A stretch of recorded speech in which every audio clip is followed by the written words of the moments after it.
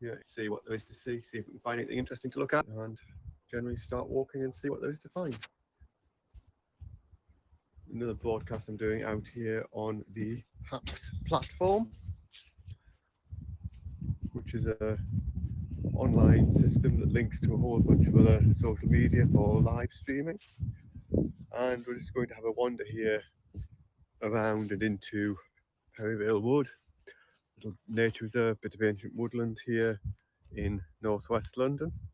And we're going to see if we can find anything interesting to look at whilst we're doing that. It's rather a cloudy day, not a lot of bright sunshine, which isn't always optimal for finding insects, but we will give it a go and we will see if we can find anything interesting to look at whilst we're here. There's quite a lot. There's a gatekeeper butterfly. Let's see if it'll settle down somewhere and we can have a look at it. There we go, settle down in the grass. Nope, flown away again. Doesn't like me getting close. Maybe you can see it flitting around. See if I can get any closer. Very common butterfly, although interestingly one that's 100 years ago you wouldn't have found on this site. Okay, we can sort of see it there. Let me zoom in digitally because if I get too close, I'll flush it away. There we go. It's a gatekeeper butterfly. I say, 100 years ago, probably even 50 years ago, you wouldn't have found this species around here. But it's expanded its population. It's now something that occurs pretty commonly. It's one of the commoner butterflies that we get. And one of the nice things about this site is you can know that sort of thing reasonably well, because there have been a variety of people doing studying of various bits of natural history, various organisms, various things in this site, running back to certainly the 1960s in an intensive way, and to a lesser extent back into the back end of the 19th century. So it means that we've got a bit of a sense of how things have changed and developed here. Anyway, just having a wander around today, generally looking to see what there is to see. See if we can find any interesting organisms to observe. Walking up here along the Eastern Hedge Path, which is a path next to a hedge on the eastern edge of the wood. Quite easy to tell how it got its name, I suspect. And this is an old parish boundary. It's part of divisions between different parts of this part of the country.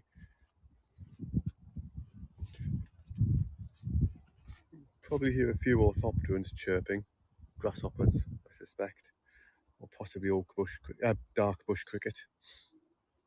I'm not very good at identifying them by sound. Not brilliant at identifying them by seeing them, but you never know.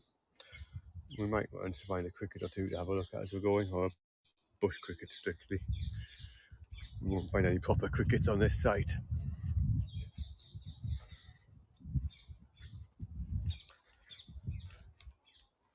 And the meadow off to the right here is currently being grazed by some cattle.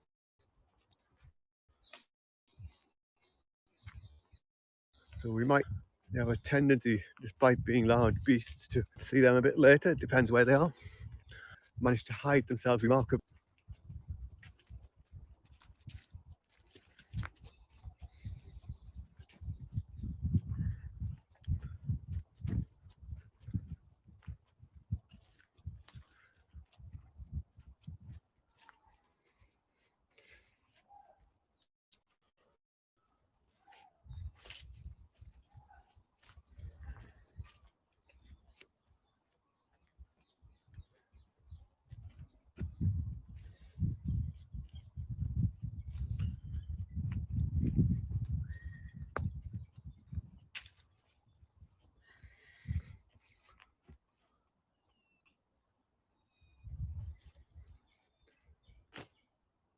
There's some elm here.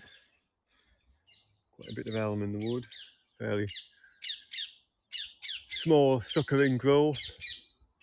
Elms tend not to get very mature because of a disease called Dutch elm disease, which affects them. So they tend to get these sort of slightly smaller suckery trees growing away, and then when they start to get mature, they tend to succumb to the disease. But it's a useful plant, and there are quite a few things that associate with elm, many of which have declined with the plant. There's a bumblebee of some kind, moving too quickly for me to say which one it is, and here's not a bumblebee of some kind. So this is a hoverfly mimic, Volucella zonaria, I think.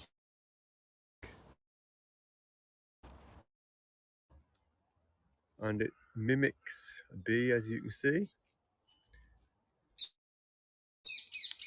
Certainly at a quick glance you might well think that was something bee likes. Look a bit closer, the structure of the head, for instance, is quite different, and it's only got 2 wings, one on each side, whereas a bee or wasp, something Hymenopteron, would have 4 wings. It's a flat, it's called Diptera.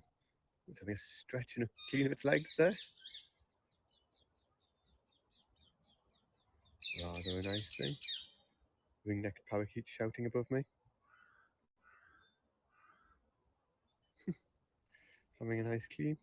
Says the signal is great, so hope this is coming through clearly enough and not so pixelated you can't see what we're looking at. It seems unbothered about being on the video. That may be because the phone and the camera is between me and it can't actually see a human face staring at it. But rather an effective bee mimic, I think you'd agree. Right, let's wander a bit further on, see what else we can find.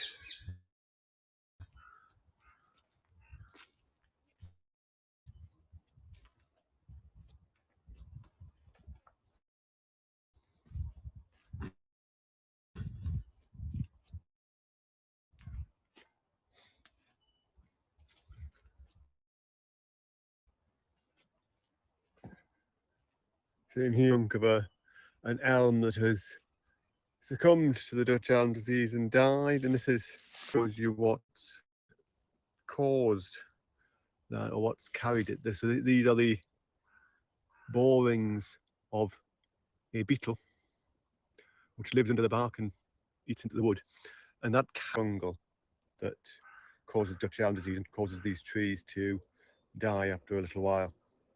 We've got lots and lots of these standing bits of elm, dead elm in the reserve where they've got there and succumbed. As much as possible we try to leave our dead wood, so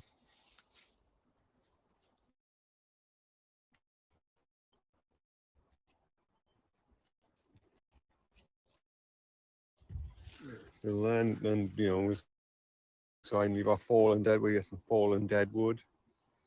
Oops. But it's home to a variety of fungi and insects and things and we just leave that feed on it. So it's all really good habitat and something we encourage and try to keep.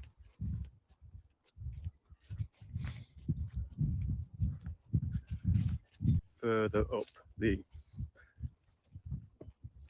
eastern hedge path.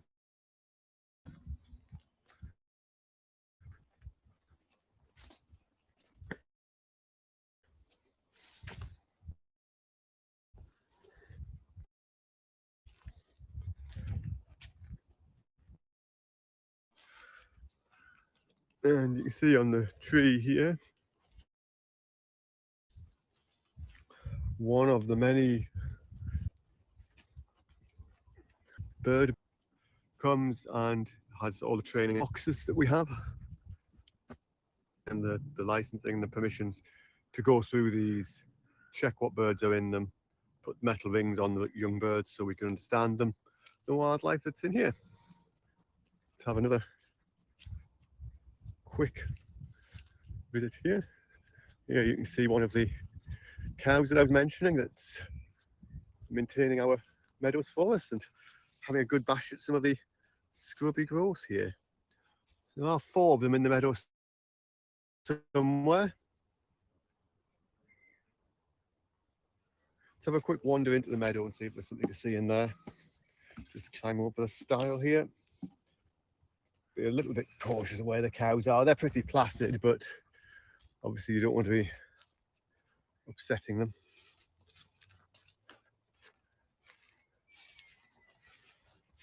And you see quite a bit of flowers going on here in the meadow. So let's go and see if anything's visiting the flowers to consume the nectar. Consume the pollen for that matter. So there's a honeybee here. Yeah.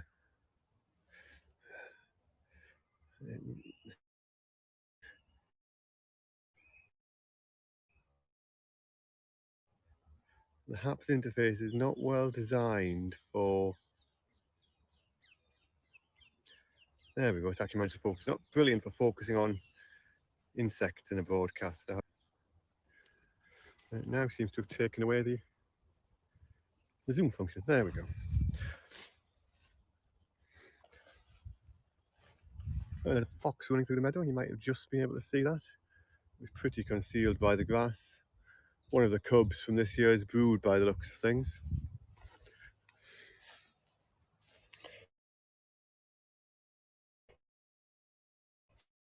So the plant here is fleabane.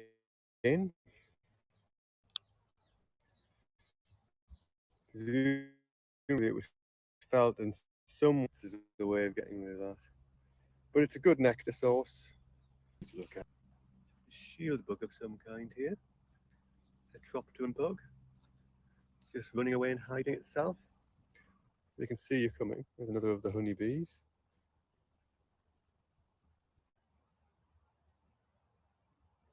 Ooh, and here is I suspect this is a brown Argus butterfly that has just flown away. Either brown Argus or a female of the common blue would be what it was. There's a hoverfly here. Let's see if we can get in on that. No, go away, bee. We're not interested in bumblebee and honeybees. So there's a hoverfly. Again, doing that Hymenopteron bee wasp mimicry thing that we were looking at before. Not sure that it'll be an identifiable species.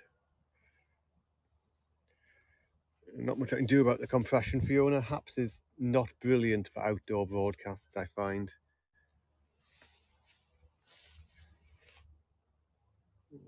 Meadow brown flying up there.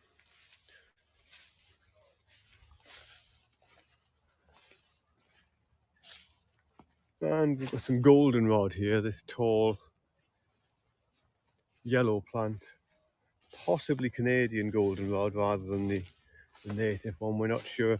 And again, this can be quite good for nectar. So this has now got quite a few insects visiting it. Let's see if I can get close enough to one to see it.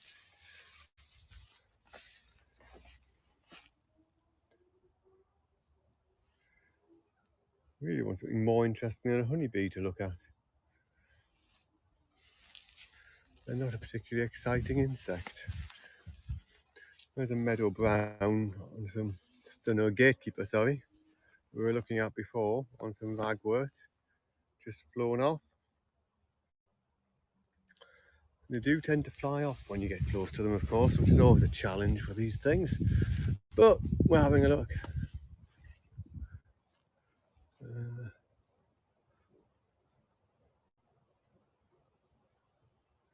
And here we've got a green bottle of some kind. True fly, a dipteran. Don't think this would be identified at a species level, even if I was looking at it properly in the field. I think it's probably something that would need a very good photo or possibly a specimen retained. But that'll be there again, enjoying the nectar or possibly the pollen on this goldenrod.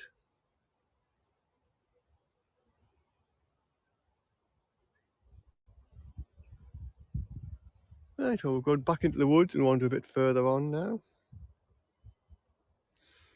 You can see one of the cows again doing the good job grazing this meadow for us.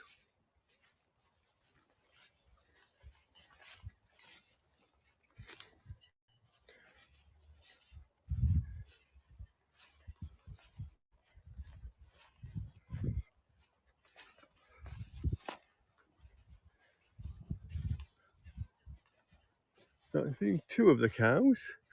The other two were here. They're unlikely to have escaped. But there she is, doing a good job grazing away, eating some of that vegetation for us. And that's one of the things you have to do with meadows to keep them as meadows and stop them turning into scrub, is you do need to do something to cut them back, and that can be mechanical cutting, that can be grazing, it can be cutting by hand with a scythe if you've got lots of time and effort. And lots of flies around the cow as well, but we'll not go closer and try and see what flies they are, because I don't think the cow would like that.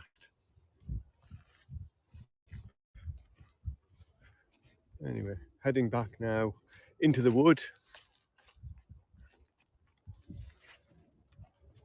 Back over the stile. Oops.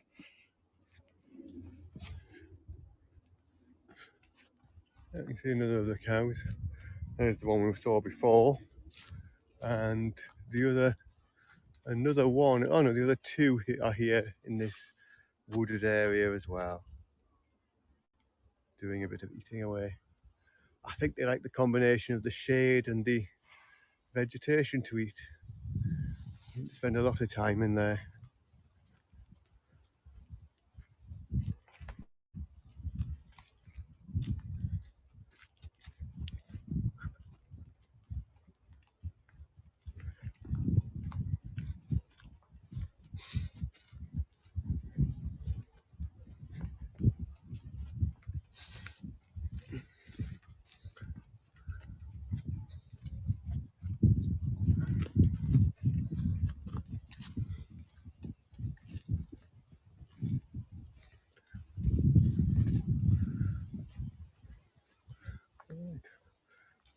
By the Grand Union Canal here, Paddington branch of the Grand Union Canal, which is along the side of this reserve.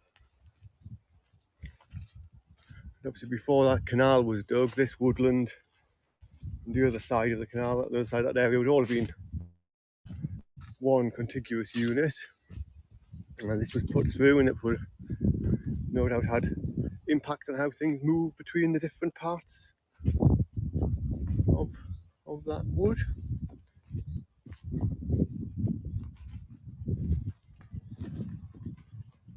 Wood pigeon flapping away there, you might have heard its wing beat. And some elderberries here. Let's see if it'll focus on the berries. So elderberries, fruit of this plant, the elder.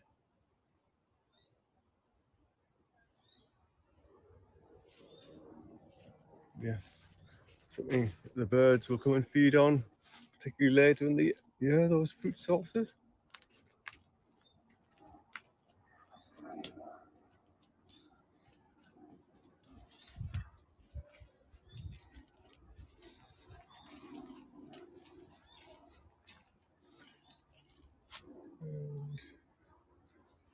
And there's a dragonfly here, common darter. Is it going to settle? No, it's not. Well, you may have briefly seen that fly off, I'm not sure.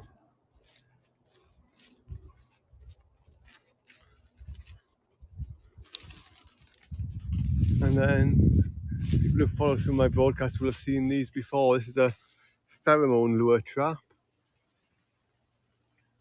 This one is looking for currant clearwing moth.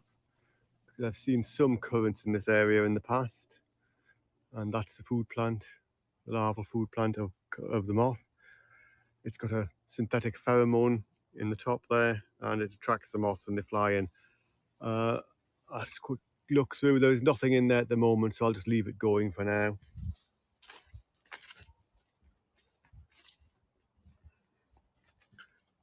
There's a speckled wood butterfly. Let's see if this will go settle down. Rather fond of speckled wood. It's on the side of the tree here, on the side of the trunk. So these butterflies have at least 3 broods in a year, so you can see them for quite a large part of the butterfly season. They're pretty much a species you can get right through the time you'd be recording butterflies here in the United Kingdom. And it's opened up the other way, so you can see the upper side at least temporarily. It's turning around to make that difficult. Let's wander around. And it's this brown colour with these yellowy speckles. That colour of the speckles differs in different subspecies, different populations, and the more southerly populations in mainland Europe, although in the UK also on Scilly Isles, are much more orange in coloration. Right, we'll go a quick wander and look at something up here. This is coming up to the high risk bit of the event, which I'll explain in a minute. Not that high risk, to be honest, but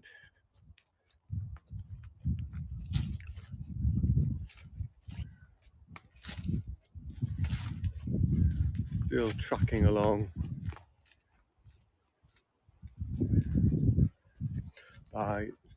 by the canal here. And the sun's come back out as well, of course, which is nice.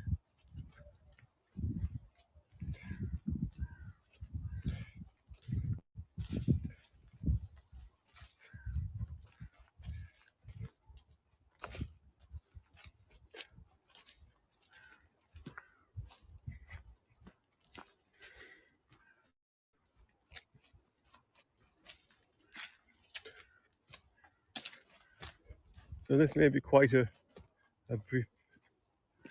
Well, we'll have a quick look at this first, and then I'll explain what we do.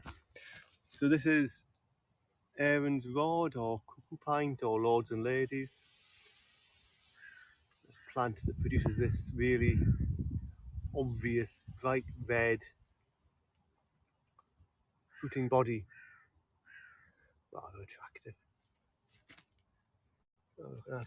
Anyway, what we're going to do now is a quick wander a little way up these steps, and about halfway up here there's a nest of common wasp, Vespula vulgaris. It's been slightly disturbed by something, so they're all boiling in and out, so they can get a bit stingy. So we'll go a bit closer and see if we can see them.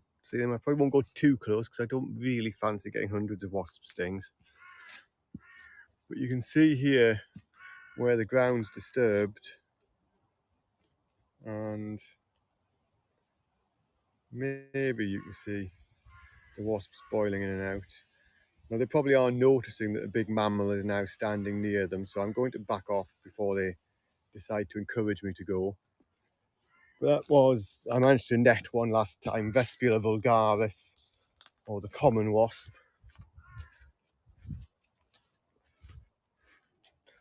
It did sting me last time I was here, which was a little bit irritating. But a few wasp stings aren't that bad. Lots and lots of them are going to hurt, but one or two don't. Some more elder here, really coming to ripeness in the last week or so, I guess. It's just a sign that summer's probably coming to an end and we'll be going into autumn and all of the fruit seasons soon.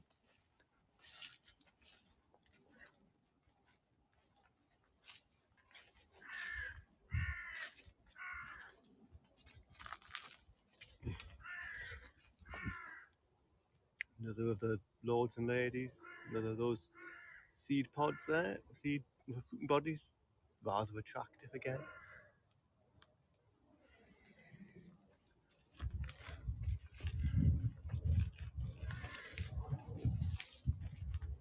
And then we're going to cut back into the wood, get a bit darker as we get into the more thick canopy now. And going through one of the wetter patches that we've had to put a a board down so people can get through without getting soaked. It's not too bad at the minute, but when we've had a lot of rain, this bit is very wet. It's shown on the maps, the old maps, as the Woodland Stream. It doesn't really flow as a stream anymore, but obviously a little ditchy bit that fills up with water. Very loud crow shouting up there. Well, there was. Stopped as soon as I mentioned it.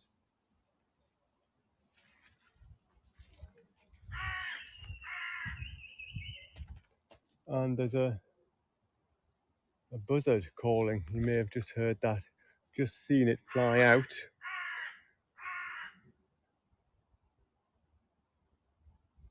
It looked like it was perched up in the wood here, which is good. We don't think the buzzards are bred here this year, but we're seeing them more and more frequently. It's a large bird of prey, well, a moderate sized bird of prey, really, by bird of prey standards. Nothing like an eagle in size, but much larger than things like kestrel and sparrowhawk. And there are species that have had a severe population decline in the UK and are now really recovering and expanding their range and where they are. One of our ponds, quite a dark covered pond, but with some, as I understand it, some quite specialist fly larvae living in this rather shaded bit of woodland with shaded bit of water with a lot of leaf litter in it. So all rather interesting. We'll continue a bit further on, wander a bit further through. Fewer active insects in here because there isn't the nectar sources growing as well, although there's things like these bramble flowers that could well attract stuff.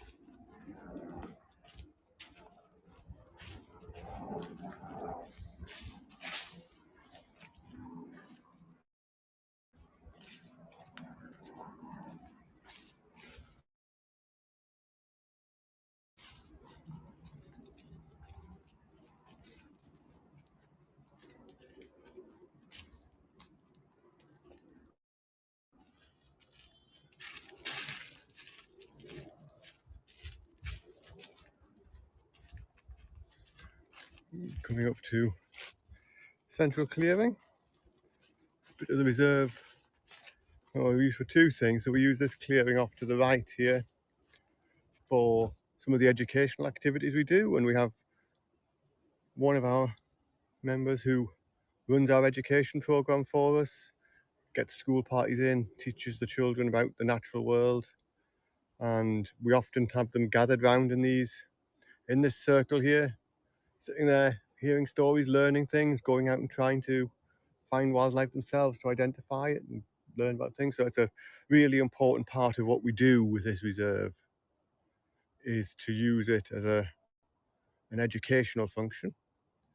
And this area here is, if you want, the education clearing.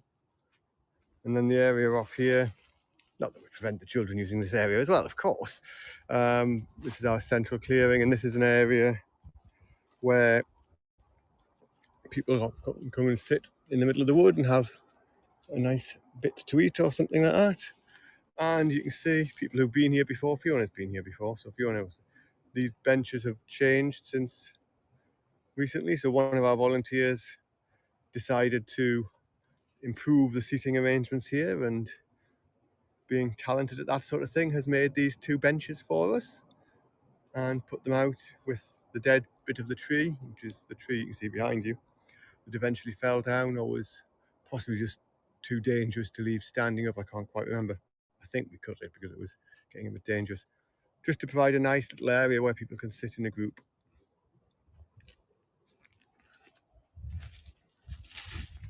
So we'll wander a bit further on. We'll go and have a look at another of the meadows.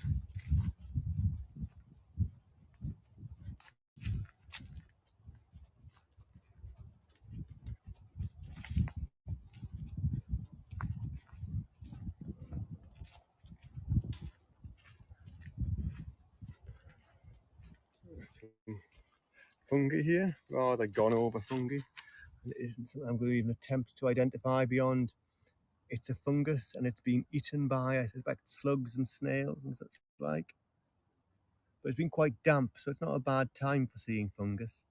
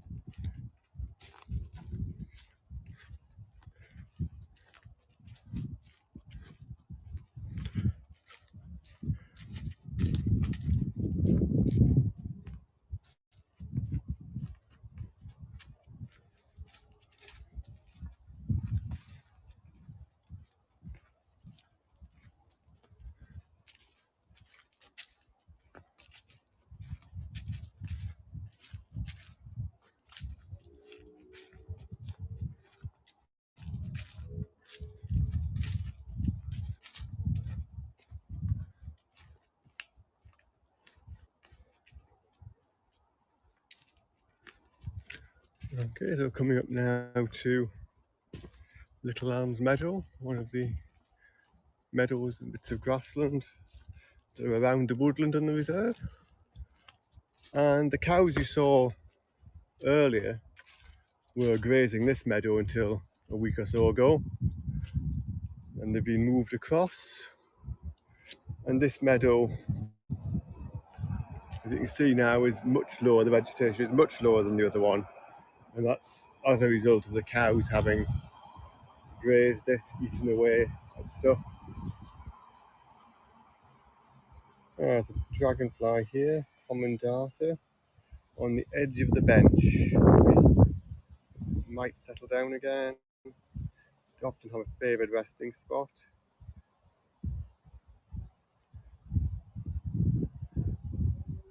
So I'll hold that there for a minute or two. This is a common darter dragonfly, one of the smaller dragonflies. And you could, before it flew away, see that it was holding its wings spread out flat like that, which is what dragonflies do. Damselflies, which are a very similar organism, they tend to hold their wings folded flat over their body. It's gone over here now. Let's try again. Let's zoom in again.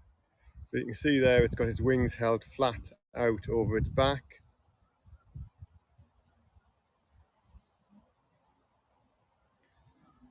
Which is one of the ways you tell that it's a dragonfly rather than a damselfly.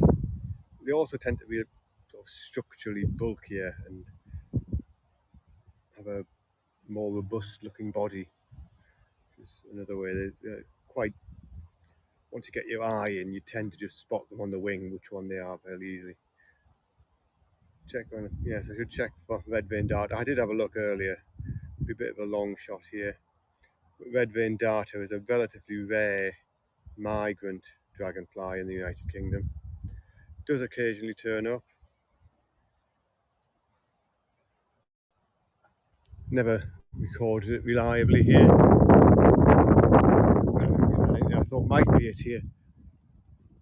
So we'll wander through here. There's another of the pheromone lures sitting out in front of us, which we're heading towards. So at some point the compression might let you see a bright yellow thing sitting in the middle of the meadow, which is another pheromone lure trap. But before we go to that, let's stop and have a look at this fungus. So this is one of the earth bowl or puffball funguses. This is quite a fresh one, but what will happen is as this gets a bit older, this top will break, and when a drop of rain or something taps it, all the seeds will puff out. This is obviously very freshly emerged and hasn't got to that stage yet.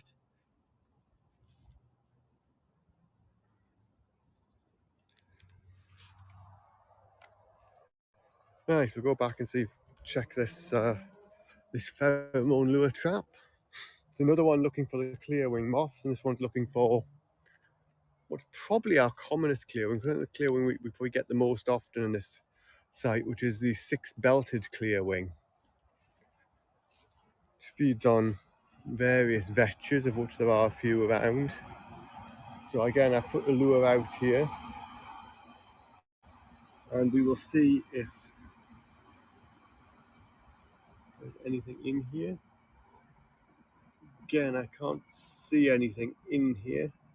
Doesn't look like it's attracted anything. So I will just leave the trap out. There are sort of ethical rules if you want around this, because these things are interfering with the creature's reproduction. They're attracting all the males, essentially, if there are males, to this synthetic female pheromone. Once you've found the insect, you should really break down the trap. But because we've not found any yet, I can leave that here and come back a bit later when the broadcast's finished. It is getting a bit late in the season, Fiona. We're right towards the end of the clearwing season, but stuff could still be on the wing. It's been a very funny year. A lot of stuff's been late this year. But yes, we're largely finishing the clearwing pheromone season. Although I have got pheromone traps for 2 or 3 other non-clearwing species that I am using, which will be flying now and later in the year. Already added, well, it still needs identification confirmed, but already added one species to the site list using that, which is Tutor absoluta. Not a species people particularly want to find. It's a rather an agricultural pest species on tomatoes, but we found it. And you can see here where the cows in part of their grazing have rather churned up bits of the meadow, but it creates these temporary wet patches where their hoof prints have been, and these can be quite good for some insects that come down and have aquatic larvae or use the little puddles to do things. Let's see if I can see any that are in here today. There's a honeybee again, lots of honeybees. Not going to bother going and looking at a honeybee.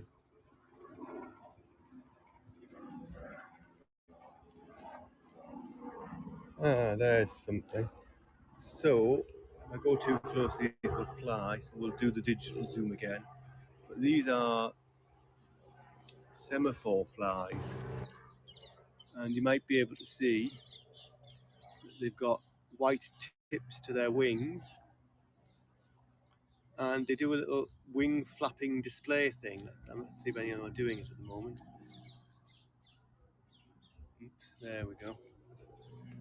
Where they flap their wings. These, as I understand it, are the males, and the males do this display where they flick their wings out with these distinctive and obvious white bands on the end to attract the females.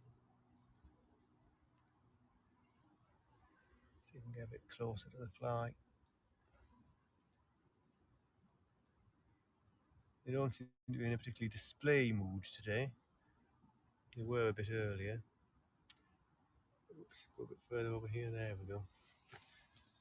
And they sit on the surface of the water. I think, although this isn't a species I'm particularly knowledgeable about, that they have aquatic larvae and possibly use these temporary ponds. A lot of insects use things like this are really temporary. And because they're temporary, you tend not to have water long enough for predatory stuff to develop in here. And that means that the insects can safely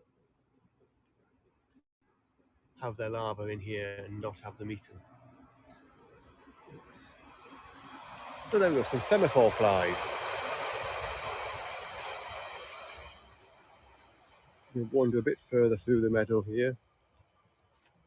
Off to the right now you've got the central line of London Underground, one of the overground bits of London Underground, of which there are lots.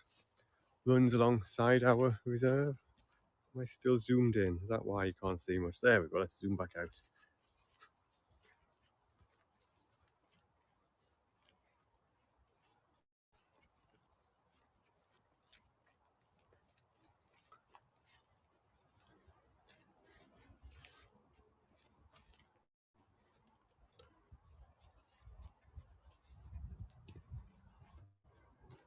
Lots and lots of thistle there coming into seed.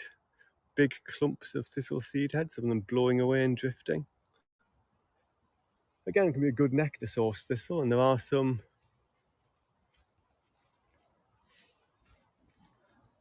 another one with a honeybee on it, but there are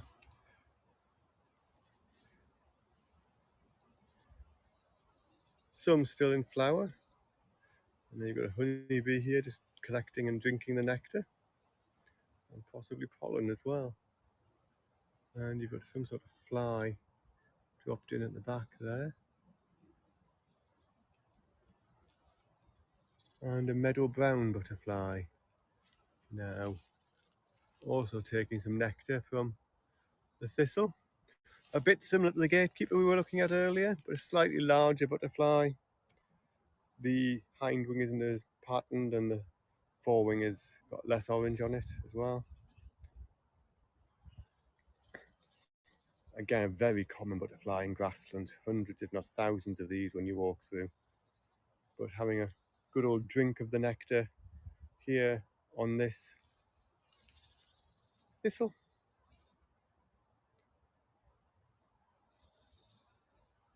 Opening its wings a bit. Very common butterfly, but rather a nice thing nonetheless. And we'll leave it there undisturbed. And we'll wander a bit further on, start to head back into the woods. Drift back towards where we started.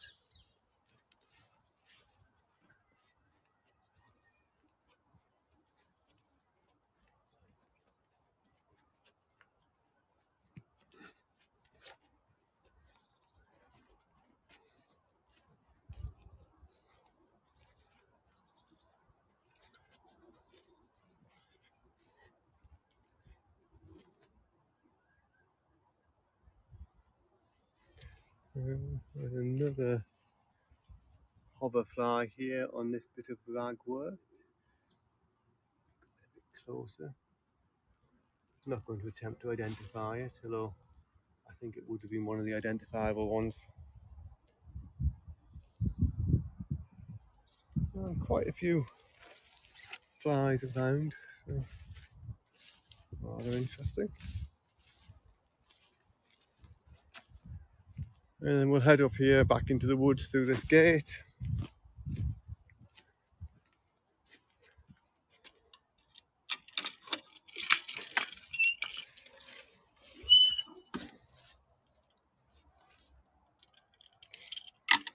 There you go.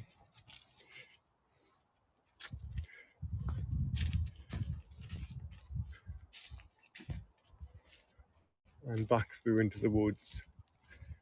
You see just the dried up stems that are the remains of the bluebells that were really a carpet of blue here in the reserve earlier in spring. They've done their thing, they've produced their flowers, they've put their leaves up, they've done their photosynthesizing for the year, put their energy into their buds, and have died off until next spring now. Buds just be sitting there underground, waiting until the leaves fall off the trees, winter kicks in, and they can start to shove up their leaves, getting ready for next spring when they can do the whole cycle again.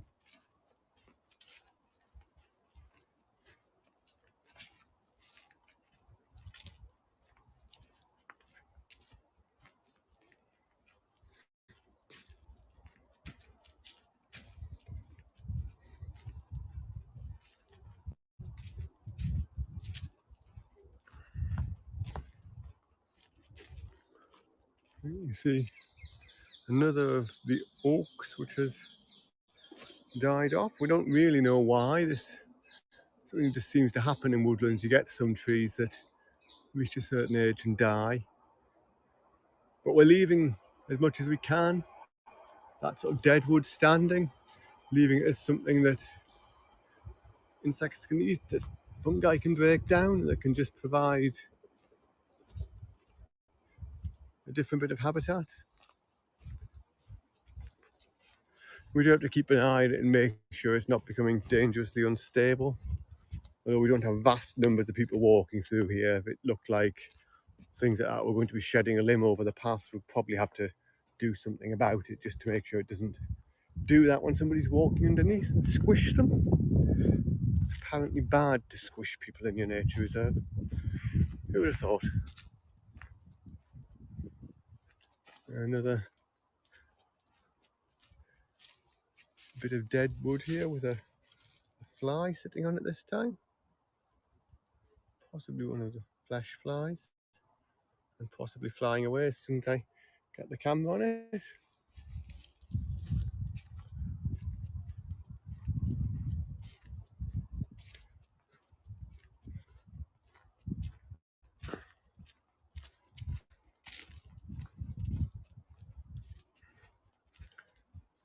Now we're coming back now to where we started. Sort of circuit of mostly the outside of the reserve. Although we didn't go right along the boundary today. There's a crab apple tree starting to fruit up. Quite possibly not a pure crab apple, but one of the hybrids between crab apple and the commercial sort of domesticated apple. But it grows some nice fruit. It provides a nice source of late fruit when these fall and rot for the wasps and so on later in the year, as well as sources of other things. Haven't successfully found the clearwing associated with apple on that trail, or I have found it in the site next door. So it's one we'll look out for again next year and try have another search for when the weather becomes appropriate and when they get to the right season. Because it's quite possible that it is here. And we're coming back towards where we started. Back to the main entrance gate where members of the society in normal times can just come in. At the moment people have to pre-book and we arrange access in that way. And the Gilbert White Visitors Centre, which again in normal times members key would be able to get them into there and they'd be able to shelter if it was raining, wash their hands, things like that. And up on the roof of that there is Gilbert White, the arguably one of the first naturalists, and his silhouette is on our weather vane. We can talk about Gilbert White on another occasion. And then our main education centre, the Bluebell Centre here, which is where we started. So we'll just wander up and we'll have a look up the meadow. We'll not actually walk up the meadow, we'll just have a look from the bottom here and probably sign off after that.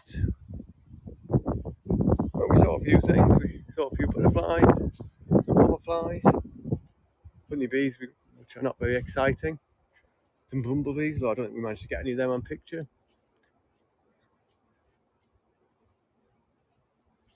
And this is looking up the paddock, and that is probably as good a view as any to end today's broadcast on. So there we go, about 50 minutes having a wander around Perivale Wood, which is what I do most weekends, to be honest. Don't always do it with a camera and don't always do it with a broadcast perhaps, but always good to see what we see, and always good to make sure we record that and put all that data into both the Selborne Society who run this place and to the various local and national recording schemes. So the stuff we've seen today, I'll be making sure I record that, submit the data in due course. And with that, I think I'm going to sign off. Have a good rest of your days, wherever you are.